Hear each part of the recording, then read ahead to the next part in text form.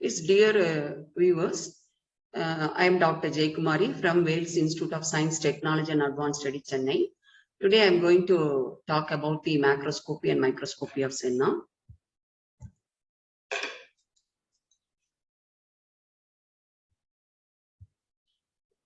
Senna, it is a plant, perennial plant. It is very common in India. It grows very well in acidic and black soil. The plant is usually it is a perennial plant about 1 to 2 meter height. All the organ of the plant are used in medicine in different medicinal property. The leaves are compound leaf. They are a specific character for Leguminaceae family. The flowers are racemose type. They are yellow in color. And usually the plant was propagated by using seed propagation.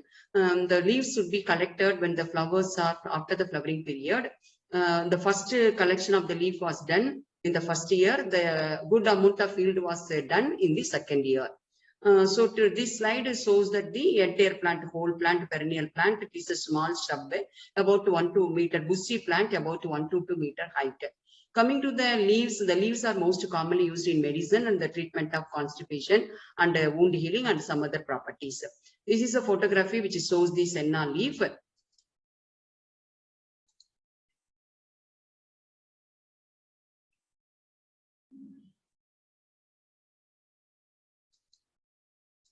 This is a senna leaf, shows the single leaflet. These are the, when it is in a fresh condition, it is somewhat green in color, dark green in color, or a pale green in color, or grayish green color. After drying, the leaves yellowish, attains a yellowish green or slightly yellow grayish green in color. So this is a diagram which represents the a single common leaf. Most of the plant leaves are common leaf. It is a common leaf. What is a common leaf? It is a number of leaflets. They are arranged either alternatively or parallelly. So this is a type of common leaf. Since it contains a pair of leaf at the tip of the rachis and the end of the rachis, it contains a pair of it is called a peripinnatle common leaf. So this is a leaflet. This is the center part of the stalk-like structure is called a rachis. So this is a type of common peripinnatle common leaf. It is a floral plant about that one. This is a entire leaves, leaflet. They are presented in the dried form. Coming to the sources of the sources and other things. These senna consist of the dried leaflets of Cassia angustifolia. It belongs to the family Leguminaceae. There are different species of senna: Cassia obovata, Cassia fistula, Cassia auriculata. Based upon the varieties, based upon the size, morphological character, they may be called in different way. All the Cassia obovata, fistula, auriculata, they can be used as a substitute, or sometimes they can be used as an adulterant for Cassia angustifolia. Cassia angustifolia is normally called as Tirunelveli senna. It is an Indian senna because it is very common in India, in and around the Tirunelveli districts and Thoothukudi. That is why it is called Tirunelveli senna. Coming to the chemical constituents, senna usually contain anthracene glycosides. The anthracines are the O type of anthracene glycosides.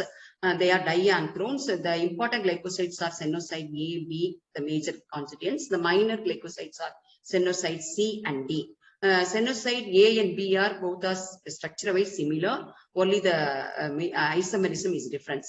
It also contains the other glycoside, anthraquinone glycosides, rein and remodine.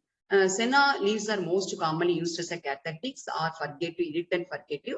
It also used in the treatment of the constipation, stimulating the intestinal peristalsis, that is called cathartic property. It also useful in the painful hemorrhoids, and it also a very ensures the very soft and easy bowel movement because of the easy evacuation of the bowel content and bowel movement. It is used as a purgative, laxative in habitual constipation. The senna tea is a very famous all over the world.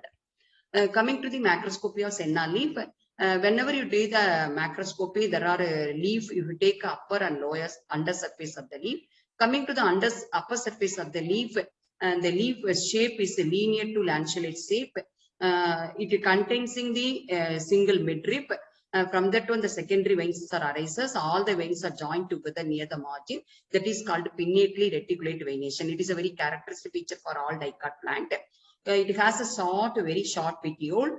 From the petiole, the two margin of the leaf are arises, but the origin of the arising point will be not in the symmetrical level. They are the both edges of the leaf can be started at a different level. So that is it is called the asymmetrical base, or otherwise we can tell it as a unequal base.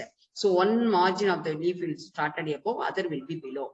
Coming to the margin, the edges of the leaf are very smooth and very even surface. That is why it is even margin. That is why it is called the entire margin. Coming to the micronate apex, it is a very characteristic feature for senna leaf and all Leguminaceae family. That is what is a micronate apex? There is a sharp acute tip will be there. In that one, the midrib will be slightly extended outside to the lamina. So it looks like a small spiny like structure at the apex of the leaf. Because of this characteristic feature, this is called a micronate apex. The micronate apex is clearly, distinctly visible in the undersurface when compared to upper surface. The same thing, the reticulate venation, we can prominently visible in the undersurface of the leaf. That is why I given the undersurface very important character, micronate apex and reticulate venation, even the asymmetrical base. These characters are clearly prominently visible in the undersurface when compared to the upper surface. In upper surface, we can see the entire margin, lanceolate shape and petiole, short petiole. Coming to the macroscopical character, it is a peripinnately common leaf, 10 centimeter length common leaf. The single leaflet are 2.5 to 6 centimeter long, 7 to 12 millimeter wide, lanceolate shape, entire margin, pinnately reticulated venation, both the surfaces pubescent. What is a pubescent? Pubescents are nothing but the surface of the leaf covered with a soft hair-like structure. It looks like a velvet, somewhat a soft nature. Because of the number of trichome, it looks like a soft hair-like appearance.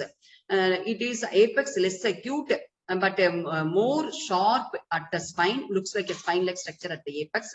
This is called a micronate apex. Base is an unequal base, asymmetrical base. The texture, the nature of the leaf will be somewhat flexible in nature. It is not easily breakable. Somewhat elastic will be the even after drying also. Color yellowish green color upper surface when it is dried, pale grayish green in the lower surface or under surface. Taste mucilaginous, slightly bitter taste. Coming to the microscopy of senna leaf, it is a very important characteristic feature for microscopy. The entire outline of the leaf is called isobilateral in nature. What is isobilateral? Actually, isobilateral means usually any leaf, if we take that one, there are two parts of the leaf. The center part is called the midrib. The elevated two sides part is called the lamina. So there are two surfaces of the outline of the TS of leaf. The outer, that is called upper surface, otherwise we can call it as a ventral surface. The ventral surface is very even, it is a even flat. Okay, whereas this is called a lower or under surface or dorsal surface.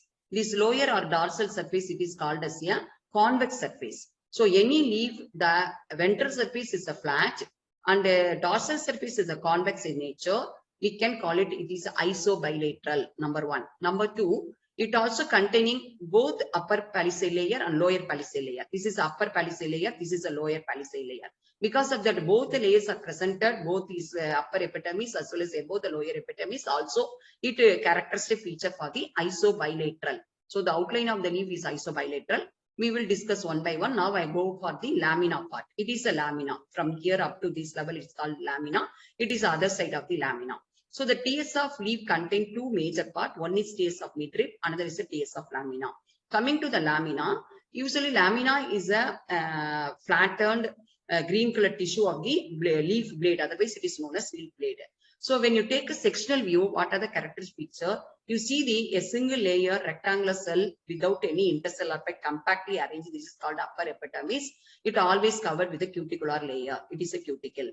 And below that one, that upper epidermis, it is elongated, large radially elongated cells. They are called palisade cells. They are also arranged compactly without any intercellular space. It contains chloroplast. So this is upper epidermis. It is upper palisade layer. Below that one, this layer, entire this layer is called a marking in the color. This is called as a mesophyll. Usually the mesophyll contains spongy parenchyma. These spongy parenchymas are not there. The name itself, they are loosely arranged cell. The cell walls are very thin, lightweight. They have a more intercellular space, looks like a sponge. In between this spongy parenchyma, number of vascular bundle veins are there. And some of the parenchyma, spongiparenchyma contain cluster crystals of calcium oxalate. This is a cluster, that is calcium oxalate present in the form of group or a cluster form. This is another character. Coming to the lower epidermis, it is also same like upper epidermis, single layer, rectangular, compactly arranged cell without intercellular space covered with cuticle.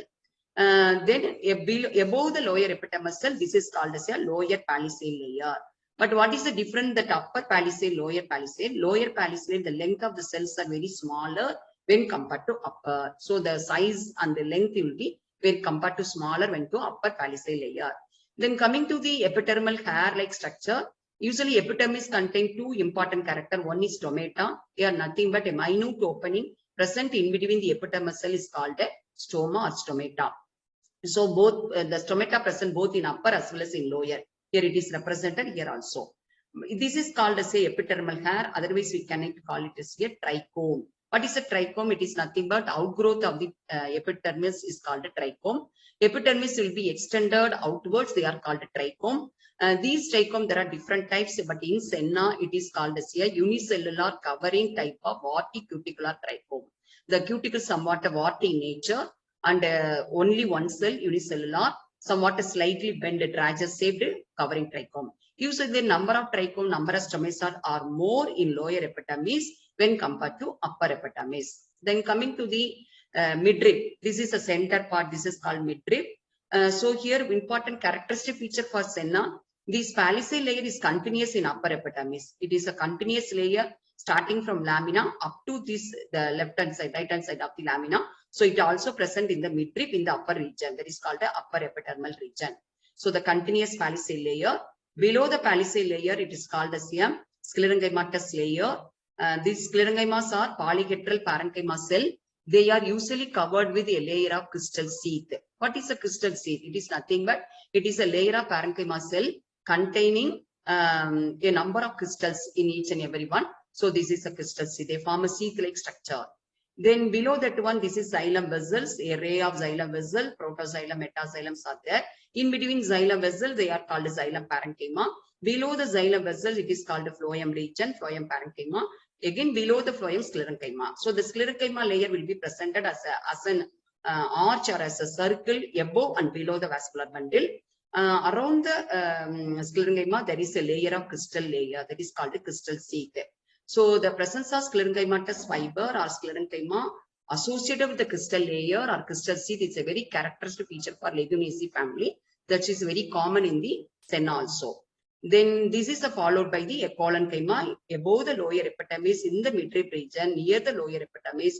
3 to 4 layers of echolenchyma cells will be there.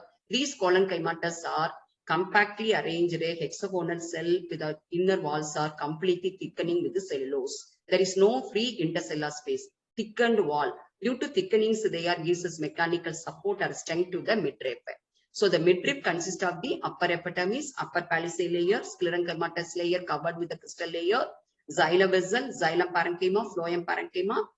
These xylem and phloems are presented alternately. That type of vascular bundle is called a collateral vascular bundle. Below that one, the sclerenchyma layer will be there. Each both upper and lower sclerenchymatous layer are covered by the crystal layer sheath. That is called a sclerenchyma sheath or crystal sheath. Why they are called a sheath? Because they form a coating around the sclerenchyma, form a layer like a sheath-like structure.